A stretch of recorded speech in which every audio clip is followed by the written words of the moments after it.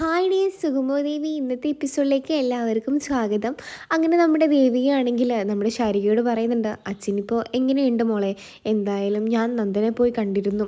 അപ്പോൾ അവനാണെങ്കിൽ അവൻ അറിയാതെ സംഭവിച്ചതാണ് എന്നൊക്കെയാണ് പറഞ്ഞത്. ഇനിയിപ്പോൾ അച്ഛൻ കണ്ണു തുറന്നിട്ട് അച്ഛനോട് തന്നെ ചോദിക്കാം എന്നുള്ള രീതിയിൽ നമ്മുടെ ശാരികയും ദേവിയും നിൽക്കുന്നുണ്ട്. എന്തായാലും നന്ദു ആണെങ്കിൽ അത് അറിഞ്ഞുകൊണ്ട് ഒരിക്കലും ചെയ്യില്ലെന്നുള്ള കാര്യം എനിക്ക് ഉറപ്പാണ്. അപ്പോൾ നമ്മുടെ ശാരിക പറയുന്നുണ്ട്, ഓ എനിക്ക് അപ്പോഴേ തോന്നിയിരുന്നു ചേച്ചി അങ്ങോട്ടേക്ക് പോയി കഴിഞ്ഞാൽ ഇങ്ങനെ തന്നെയാണ് പറയാൻ പോകുന്നത് എന്നുള്ള കാര്യം. എന്തായാലും ഞാൻ തന്നെ പോകാമായിരുന്നു, അതായിരുന്നു കുറച്ചുകൂടെ നന്നായിരുന്നത്. എന്തായാലും ഇപ്പോൾ ചേച്ചി പോയിട്ട് ഒന്നും സംഭവിച്ചില്ല. ചേട്ടൻ്റെ അടുത്ത് എന്താണോ പറയാൻ പോയത് അതൊന്നും പറഞ്ഞു കാണില്ലെന്ന് എനിക്ക് നല്ലപോലെ ഉറപ്പാണ്. ചേച്ചി എന്തിനാണ് പോയത്? ഞാൻ പോവാമെന്ന് ഞാൻ ചേച്ചിയോട് പറഞ്ഞതല്ലേ.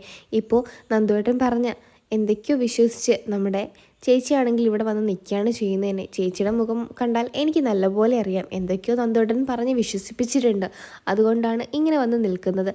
എന്തു പറ്റി എന്നോട് പറ എന്നുള്ള രീതിയിൽ ശാരികയാണെങ്കിൽ സംസാരിക്കുന്നുണ്ട്. അങ്ങനെ നന്ദു ആണെങ്കിൽ അങ്ങനെയൊന്നും ചെയ്തിട്ടില്ലെന്നാണ് എന്നോട് പറഞ്ഞത്. അല്ലാതെ അവൻ എന്തിനാണ് അങ്ങനെ ചെയ്യുന്നത്? അവനൊരിക്കലും അങ്ങനെ ചെയ്യേയില്ല എന്നുള്ള രീതിയിലൊക്കെ ദേവിക വീണ്ടും സംസാരിക്കുമ്പോൾ ശാരിക പറയുന്നുണ്ട്, അതിനൊരു കാരണം കാണുമല്ലോ. അച്ഛന് വെറുതെ ഒരു അപകടം സംഭവിക്കൂ ചേച്ചി, ചേച്ചി എന്ത് മണ്ടത്തരമാണ് ഈ വിളിച്ച് പറയുന്നത് എന്നുള്ള രീതി ചോദിക്കുമ്പോൾ, മണ്ടത്തരമല്ല, ഋഷിയുടെ കൂട്ടുകാർ വന്ന് നന്ദുവിനെ കൊല്ലാൻ ശ്രമിച്ച സമയത്താണ് അച്ഛന് അങ്ങോട്ടേക്ക് പോയത്. അപ്പോൾ നന്ദു അത് അറിഞ്ഞിട്ടുമില്ല കണ്ടിട്ടുമില്ല. അതാണ് അവിടെ സംഭവിച്ചത്. അച്ഛൻ രക്ഷിക്കാൻ പോയതായിരുന്നു, പക്ഷേ നന്ദു ആണെങ്കിൽ അച്ഛനെ കണ്ടില്ലായിരുന്നു. അങ്ങനെ പെട്ടെന്ന് തന്നെ ഗുണ്ടകൾക്ക് ഇടയിൽ നിന്ന് അച്ഛന് പരിക്കേറ്റു. അങ്ങനെയാണ് അച്ഛൻ താഴെ വീണത്. അതാണ് സംഭവിക്കുകയും ചെയ്തത് എന്നുള്ള രീതിയിലൊക്കെ പറയുന്നുണ്ട്. അപ്പോൾ ശാരികയാണെ പറയുന്നുണ്ട്, ചേച്ചിക്ക് ഇത് മാത്രമല്ല മനസ്സിലൊക്കെ കിടക്കുന്നത്, വേറെ മറ്റെന്തോ കാര്യം കൂടെ ഉണ്ട്. ചേച്ചി എന്നോട് തുറന്നു പറ, എന്തിനാ ഈ വിഷമങ്ങളൊക്കെ മനസ്സിലിങ്ങനെ അടക്കി പിടിച്ചിരിക്കുന്നത്?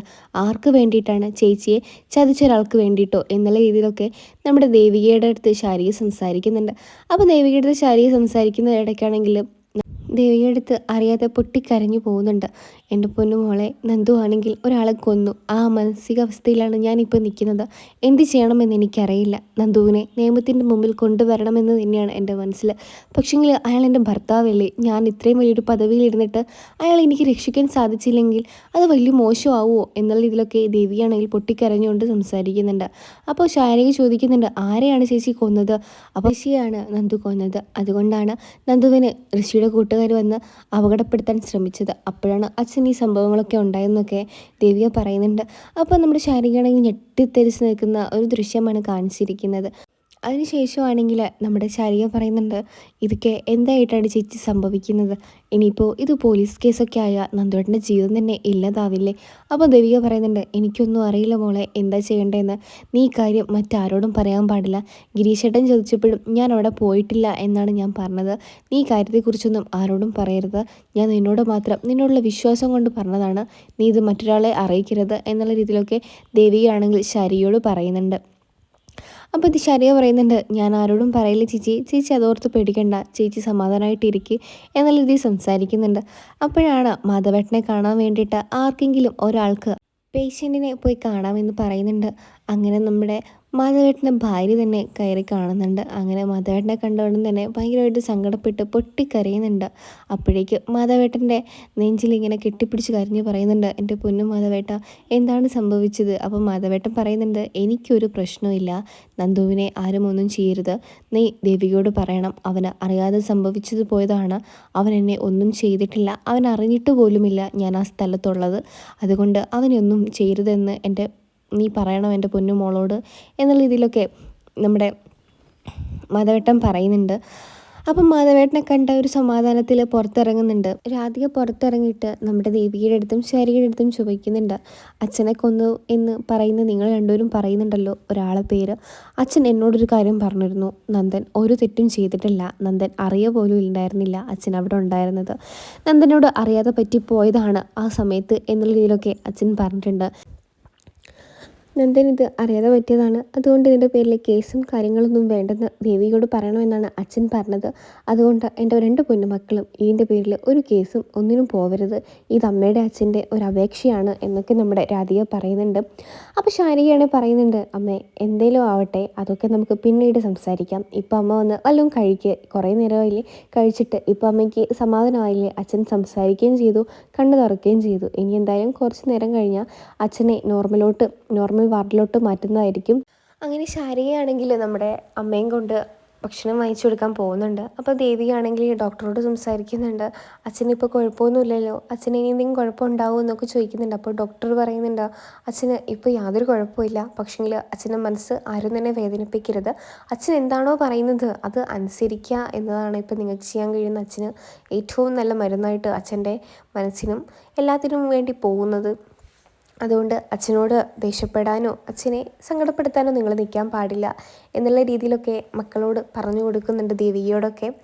അതിനുശേഷമാണെങ്കിൽ ദേവിക ഇങ്ങനെ ഡോക്ടർ പറഞ്ഞതും പിന്നെ നന്ദൻ്റെ കാര്യങ്ങളൊക്കെ ഇങ്ങനെ ആലോചിച്ച് കൂട്ടുന്നുണ്ട്. ഇനിയിപ്പോൾ നന്ദുവിൻ്റെ കാര്യം ഞാൻ എന്ത് തീരുമാനമായിട്ടാണ് എടുക്കേണ്ടത്? നന്ദുവിനെ പോലീസിന് ഏൽപ്പിച്ചു കൊടുക്കണോ അതോ നന്ദുവിനോട് ക്ഷമിക്കണോ? എനിക്കൊന്നും അറിയില്ലല്ലോ എന്ന് ഈശ്വരാന്ന് വിളിച്ച് പൊട്ടിക്കരയുന്നുണ്ട് നമ്മുടെ ദേവികയാണെങ്കിൽ. ആ സമയത്താണ് ഗിരീഷ് അങ്ങോട്ടേക്ക് വരുന്നത്. ഗിരീഷ് അങ്ങോട്ടേക്ക് വന്നിട്ട് പറയുന്നുണ്ട് എന്ത് പറ്റി ദേവിക, നീ എന്താ ഇങ്ങനെ കരയുന്നത്? അപ്പോൾ നമ്മുടെ ദേവിക പറയുന്നുണ്ട് അതൊന്നുമില്ല, അച്ഛൻ്റെ കാര്യം ആലോചിച്ചിട്ട് കരഞ്ഞതാണ്. അപ്പോൾ ഈ ഗിരീഷ് പറയുന്നുണ്ട് അച്ഛനിപ്പോൾ ഒരു കുഴപ്പമില്ലല്ലോ, പിന്നെ എന്തിനാണ് അത് ആലോചിച്ച് കരയുന്നത്? ഇല്ല ഒന്നുമില്ല ഗിരീഷ് ഏട്ടാ എന്ന് പറയുന്നുണ്ട്. അപ്പോൾ ഗിരീഷിനോടാണെങ്കിൽ നമ്മുടെ ദേവിയാണെങ്കിൽ പറയുന്നുണ്ട് ഇല്ല എനിക്കാകെ മൊത്തം ഒരു സമാധാനക്കേട്, ഞാനൊന്ന് വീട് വരെ പോയാലോ എന്നാലോചിക്കുകയാണ്. അപ്പോൾ ഗിരീഷ് പറയുന്നുണ്ട് ദേവിക നിനക്ക് എന്തെങ്കിലും എന്നോട് പറയാനുണ്ടെങ്കിൽ നീ പറ, എന്ത് പ്രശ്നം ഉണ്ടെങ്കിലും നമുക്കത് പരിഹരിക്കാവുന്നതേ ഉള്ളൂ എന്നുള്ള രീതിയിലൊക്കെ സംസാരിക്കുന്നുണ്ട്. അപ്പോൾ ദേവികയാണെങ്കിൽ ദേവികയുടെ മാനസികാവസ്ഥ അത്രയും മോശമായതുകൊണ്ട് തന്നെ ദേവിക ആ കാര്യത്തെക്കുറിച്ച് ഗിരീഷിനോട് പറയുന്നുണ്ട്. നന്ദു ഒരാളെ കൊന്നു, അത് അയാളുടെ പേരാണ് ഋഷി എന്നുള്ള രീതിയിലൊക്കെ സംസാരിക്കുന്നുണ്ട്. അപ്പോൾ ഗിരീഷാണെങ്കിൽ ഞെട്ടുന്നുണ്ട്. നന്ദു ഒരാളെ കൊന്നോ? അതെന്തിനാണ് നന്ദു കൊന്നത്? അവൻ എന്താണ് ഇപ്പോൾ പ്രശ്നം? കൊല്ലാൻ വേണ്ടി മാത്രം എന്താണ് സംഭവിച്ചത് എന്നൊക്കെ ചോദിക്കുന്നുണ്ട് ഗിരീഷാണെങ്കിൽ. അപ്പോൾ ഗിരീഷിൻ്റെ ചോദ്യങ്ങൾക്കുള്ള ഒരു മറുപടിയും നമ്മുടെ ദേവികയുടെ കയ്യിൽ ഉണ്ടായിരുന്നില്ല. ദേവിക പറയുന്നുണ്ട് എനിക്ക് നന്ദുവിന് എന്തൊക്കെയോ പ്രശ്നമുണ്ടായിരുന്നു എന്ന് എനിക്കറിയാമായിരുന്നു, പക്ഷേങ്കിൽ നന്ദു ഇത്രയും വലിയൊരു പ്രശ്നത്തിൻ്റെ ഇടയിലാണ് പെട്ടിരിക്കുന്നതെന്ന് എനിക്കറിയില്ലായിരുന്നു. നന്ദു ഇപ്പോൾ ഒരു ഭ്രാന്തനെ പോലെയാണ് നടക്കുന്നത്.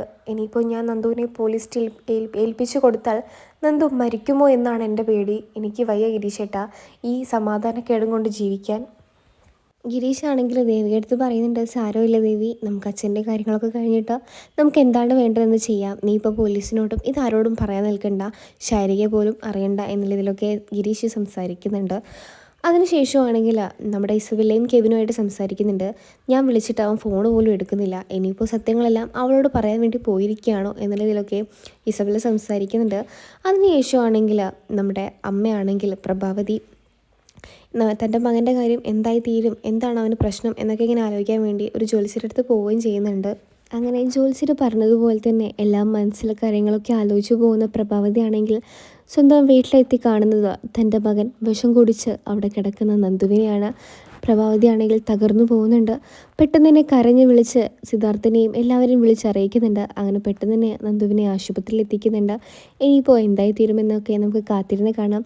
ഈ ഒരു സീരിയൽ നിങ്ങൾക്ക് ഇഷ്ടമാണെങ്കിൽ ചാനൽ സബ്സ്ക്രൈബ് ചെയ്ത് സപ്പോർട്ട് ചെയ്യണേ.